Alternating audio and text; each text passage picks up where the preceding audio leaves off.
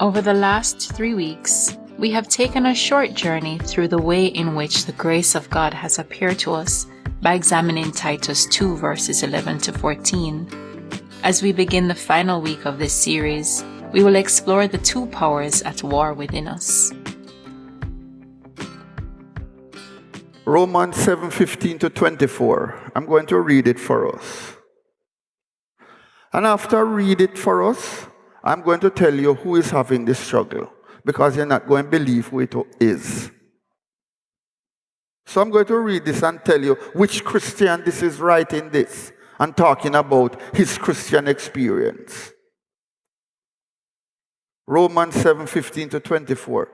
I don't really understand myself, for I want to do what is right, but I don't do it. Instead, I do what I hate.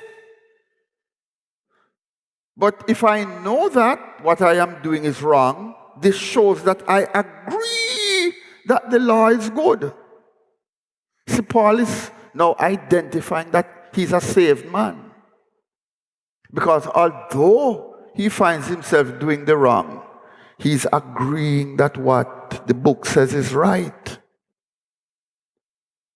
So, I am not the one doing wrong. It is sin living in me that does it.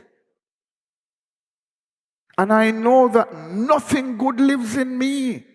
That is in my sinful nature. I want to do what is right, but I can't.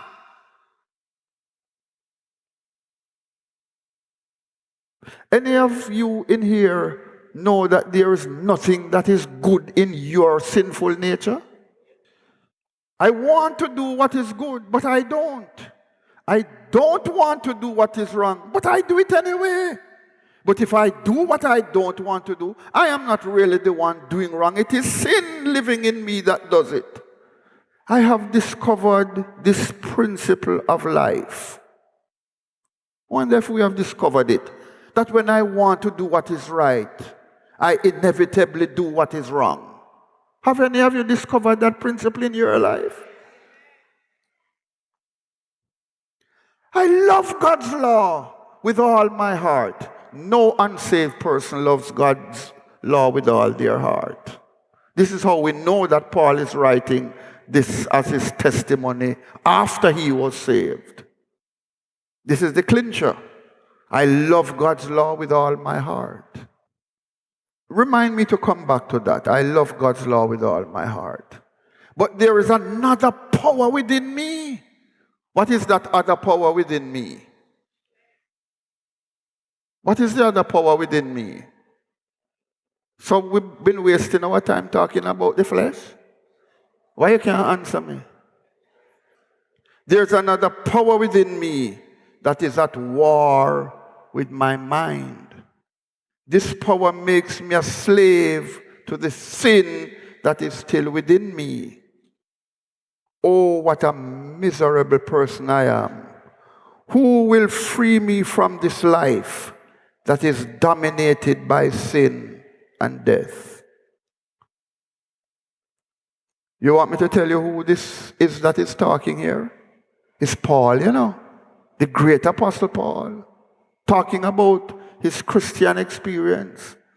It doesn't end with verse 24, there's a verse 25. But we're not going to touch that today, because Paul tells us the secret. But it's found here in Galatians. I said I wanted to pause at verse 19. I want to show you something. It just came to me.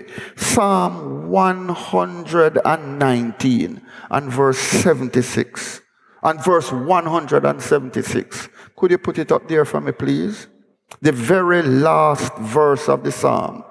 I wanted to show you something. Here's what the psalmist says at the end. I have wandered away like a lost sheep. I will find back my way to you. That's what he says, right? What he says, come and find me. Come and find me. Why? For I have not forgotten your commands. Then how you wander away then if you haven't forgotten my commands?